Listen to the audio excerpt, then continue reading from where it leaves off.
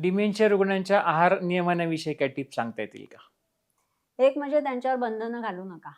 कारण बंधनं घातलेली त्यांना आवडत नाही, कुणालाच आवडत नाही. मग अशा वेळेला बरेचदा असे काहीतरी प्रश्न वगैरे येतात, की खूप खाल्लं जातंय, आठवत नाहीये. अशा वेळेला मग टेबलावरती वस्तू काढून ठेवा. त्यांना जे पचायला हलकं आहे ते द्या. मगाशी म्हटल्याप्रमाणे त्यांना आपण व्यवस्थित खायला दिलंय, भरपूर खायला दिलंय असं त्यांना भासवू दे.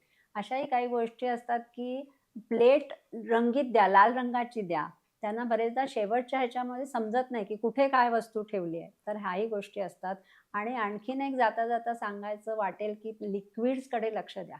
कारण ह्यांना युरिन इन्फेक्शन होण्याची खूप शक्यता असते आणि त्यामुळे लिक्विड्स पुरेसे द्यायला पाहिजेत. हा महत्त्वाचा भाग आहे.